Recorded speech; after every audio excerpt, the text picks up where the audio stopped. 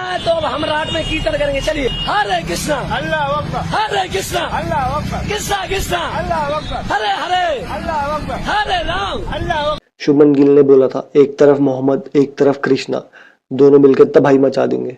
और बिल्कुल आज इंग्लैंड के बैटर्स के पर खच्चे उड़ा दिए दोनों ने मिलके। So hello and welcome everyone to test match recap with the gully cricketers. भाई प्रसिद्ध कृष्णा की ऐसी बॉलिंग देख के तो मैं जसप्रीत बुमराह को मिस कर रहा हूँ। वो प्रसिद्ध कृष्णा जब इतनी लंबी लंबी स्विंग करा रहा है तो जसप्रीत बुमराह क्या हाल कर देता उनके बैटर्स का। पर जो भी हो, आज प्रसिद्ध भाई ने हमेशा एक क्रूशल मोमेंट पे आके विकेट लिया और इंडिया को एक बहुत अच्छी पोजीशन पे लाके खड़ा कर दिया। वरना इंग्लैंड अगर 60-70 रन की लीड ले ली थी इस पिच पे तो बहुत मुश्किल होने वाली थी इंडिया के लिए। मैं तो तेरे को हरामी समझता था, तो राम निकला रे, देव मानुस निकला रे। और वहीं दूसरी तरफ अपने डीएसपी सिराज आज तो शायद पट्टा पहन के पता नहीं शायद अशोक डिंडा को ट्रिब्यूट दे रहे थे या कुछ ऐसा ही था। तो मुझे तो लगता है डीएसपी सिराज एक ऐसी गाड़ी है जिसको पेट्रोल की जरूरत ही नहीं है, कितना भी भगाओ चलते रहेगी। तो डीएसपी सिराज के साथ भी वही सेम चीज है, कितने भी ओवर करा लो रेस्ट तो मांगते ही नहीं है और डालते जाते हैं। और टचवुड की इंडिया के लिए कोई तो एक बॉलर है जो इंजर्ड नहीं हो रहा, वरना इंडिया के बॉलर्स का तो हमने हाल देख ही रखा है। जस्सी भाई 3 मैच के बाद ही कमर पकड़ गए, कंबोज से 120 से ऊपर बॉल नहीं फेंकी जा रही और अर्शदीप का ये लोग डेब्यू नहीं करा रहे और अर्शदीप नेट्स में इंजर्ड हो जा रहा। और बुमराह के ना खेलने पे डीएसपी सिराज को ऐसी शक्ति आ जाती है जैसे किसी बंदे को वाइग्रा खाने के बाद भी नहीं आती है। और डीएसपी सिराज ने आज इंटरनेशनल क्रिकेट में सक्सेसफुली सचिन तेंदुलकर को भी पीछे छोड़ दिया है। सचिन तेंदुलकर के हैं 201 विकेट्स और डीएसपी सिराज ने 203 विकेट लेके आज द ग्रेट सचिन तेंदुलकर को भी पीछे छोड़ दिया है। अब तो मुझे लगता है डीएसपी सिराज के आगे द ग्रेट डीएसपी सिराज लगाना बनता है। भाई डीएसपी भाई के क्या कहने हैं, क्योंकि जिस दिन जस्सी भाई खेल रहे हो उस दिन बैटर के साथ साथ वो भी शायद गुमराह हुए रहते हैं, पर जिस दिन जस्सी भाई ना खेल रहे हो तो मेक श्योर करते हैं कि वो सारे बैट्समैन को खुद गुमराह करें। और आज तो शायद भाई को बैटिंग का भी गुस्सा निकालना था बॉलिंग में, क्योंकि आज भाई को एक भी रन बनाने नहीं दिया इंग्लैंड वालों ने, तो उसने भी कसम खा ली कि आज मैं भी इनके लेके रहूंगा। और साथ ही में कृष्णा भाई ने भी उनका भरपूर योगदान दिया। जिस हिसाब से आज क्रॉली खेल रहा था तो सबसे इंपॉर्टेंट विकेट तो उसी का था और कृष्णा भाई ने मेक श्योर किया कि क्रॉली आज ज्यादा ना टिक पाए। भाई आज के मैच में ये भी देखा गया कृष्णा और जो रूट के बीच में कलेश भी हुआ और बीच में अंपायर्स भी आ गए थे, पर जैसे ही डीएसपी सिराज बीच में आए तो अंपायर्स जो रूट कृष्णा सब पीछे हट गए, क्योंकि सबको डर था कहीं डीएसपी सिराज अरेस्ट ना कर ले। भाई आज सिराज भाई थोड़ा ऑफ ड्यूटी किया थे तो सब गैंगस्टर बने फिर रहे थे, पर जब लास्ट में भाई ने चार्ज अपने हाथ में लिया तो सब अपने अपनी लाइन में आ गए थे। पर भाई जो कृष्णा ने आज किया तो मेरे हिसाब से मुझे ऐसा लगा कि वो सही नहीं था। कहा कृष्णा ने 5 टेस्ट मैच नहीं खेले हुए टोटल और कहा जो रूट 13,000 रन कंप्लीट कर चुका है। चलो अगर रन की बात ना भी करे तो जो रूट के कृष्णा से ज्यादा ही फाइफर है इंटरनेशनल क्रिकेट में। और ये भी देखा गया कि कृष्णा डकेट क्रॉली इनके ऊपर बॉल भी फेंक रहा था बार बार, वो तो अच्छा हुआ उसे एंड में विकेट मिल गए, वरना इंग्लैंड की क्राउड भी उसकी बेइज्जती मारती और इंडिया वाले भी उसे खूब ट्रोल करते। अब जैसे कि उसे विकेट मिल चुके हैं तो इंडिया वाले आज उसे कुछ नहीं कहेंगे, सब उसको अपना बाप बना लेंगे। तो क्रिकेट में तो ये चलता ही रहेगा, जिस दिन आप अच्छा परफॉर्म करोगे उस दिन आप सबके बाप, और जिस दिन आप अच्छा परफॉर्म न करो उस दिन सब आपके बाप। पर एट द एंड जो हुआ अच्छा हुआ, उस चीज का हमें फायदा तो मिला। कम से कम इंग्लैंड वाले जल्दी निपट गए, वरना वो तो मेरे को आज पूरा जिस हिसाब से उनके ओपनर ने स्टार्ट करी थी मेरे को लग रहा था वो पूरे 200 से ऊपर की लीड लेंगे। भाई इनके दोनों ओपनर ने शुरुआत तो ऐसे करी थी जैसे इनको 224 20 ओवर में बनाने हो, क्योंकि 7 के रन रेट से हमें धो रहे थे। लगभग 15 ओवर में 105 रन या 100 रन हो गए थे।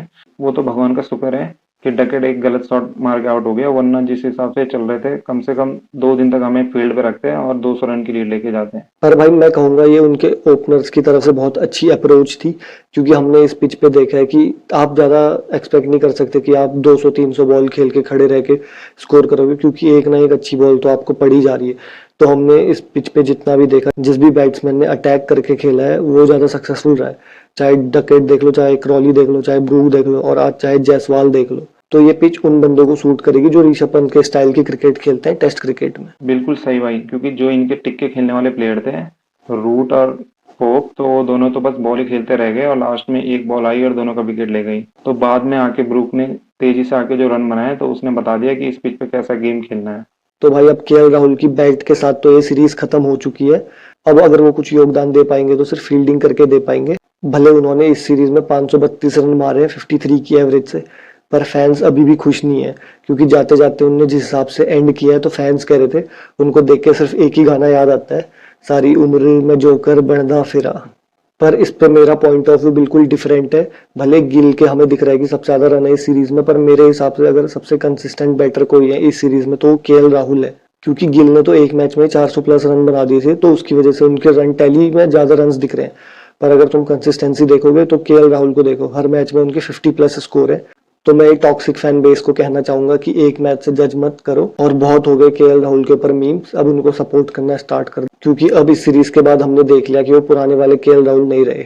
बिल्कुल भाई, पुराना वाला केएल राहुल तो ये कहीं से नहीं है, क्योंकि पुराना वाला केएल राहुल तो पूरी सीरीज हकता था और लास्ट मैच में रन बना के अपनी टीम में जगह बचा देता था। तो वहीं इस सीरीज में देखा जाए तो उन्होंने उल्टा किया है कि पूरी सीरीज में वो चले हैं, बस लास्ट मैच में थोड़ा ऊपर नीचे हो गया। और हम फैंस के इमोशन भी समझ सकते हैं। फैंस जो कह रहे थे कि पहले 4 मैच में तो फ्लैट ट्रैक थी, तो हम भी यही कह रहे हैं, पहले 4 मैच में फ्लैट ट्रैक थी, पर फ्लैट ट्रैक में भी रन बनाने पड़ते हैं, खड़ा होना पड़ता है। और हमने केएल राहुल से कंसिस्टेंटली देखा था कि वो हर मैच में 250 से ज्यादा बॉलें खेल के जा रहे थे। और मैं इसका बहुत ही बेस्ट एग्जांपल देना चाहूंगा, 2 कर्नाटका के दोस्त करुण नायर और केएल राहुल, दोनों को देख लो। भले केएल राहुल को एक मैच एक्स्ट्रा मिला है, पर केएल राहुल ने ये दिखाया ना कि वहां पिच में खड़े रहना पड़ता है, क्योंकि करुण नायर ने भी फ्लैट ट्रैक में खेला था, पर उनका वो परफॉर्मेंस नहीं आ पाया।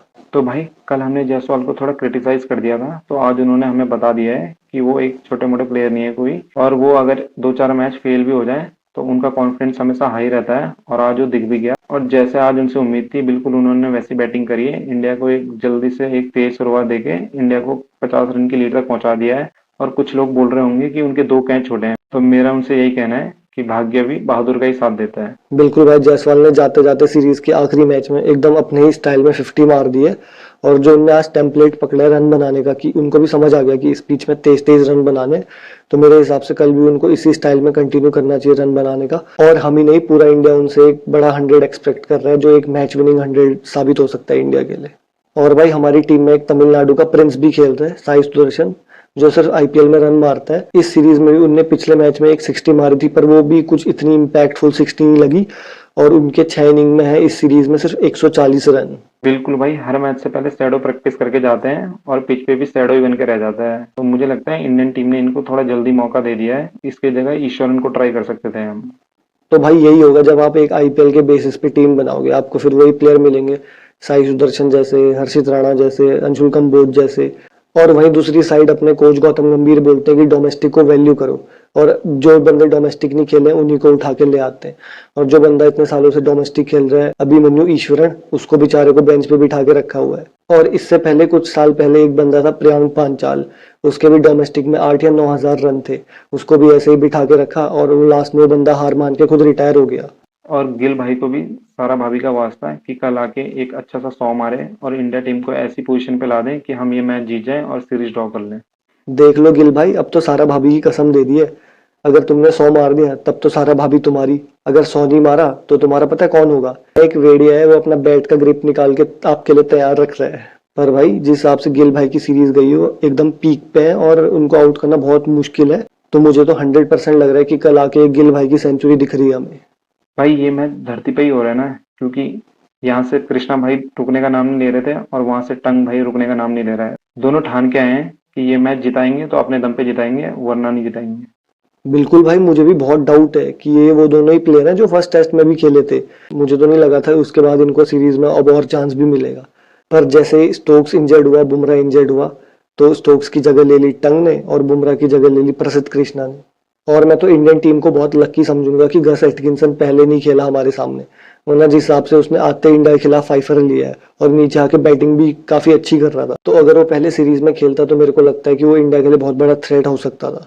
और भाई सबसे बर्बाद आदमी है तो वो ओवरटन, ना उससे बैटिंग होती है ना उससे बॉलिंग होती है, पता नहीं किस कोटे पे वो टीम में आ रखा है।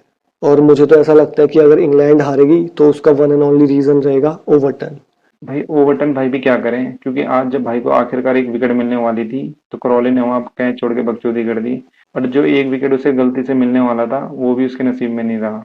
तो भाई ये तो था डे 2 का लेखा जोखा। अब हम उम्मीद करते हैं कि कल हमारे कप्तान साहब आके एक कप्तानी पारी खेले और टीम को जिताए। और मुझे लगता है रविंद्र जडेजा, वॉशिंगटन सुंदर, करुण नायर और बाकी बैटर्स भी थोड़ा थोड़ा भी कंट्रीब्यूट करे तो बहुत सही रहेगा। और जैसे तैसे इंडिया 250 बना ले, क्योंकि वो 250 इस पिच पे बहुत अच्छा टोटल है। सिर्फ अच्छा ही नहीं, विनिंग टोटल भी हो सकता है वो इस पिच पे। So thank you everyone, keep watching us and do like, share and subscribe our channel gully cricketers. मैं तो बहुत स्ट्रांग हूँ, बिल्कुल बॉडी बिल्डर जैसा। आओ शिनचैन मेरे साथ बाहर चलो। मैं नाजुक कली हूँ, मुझे ऐसे मत पकड़ो।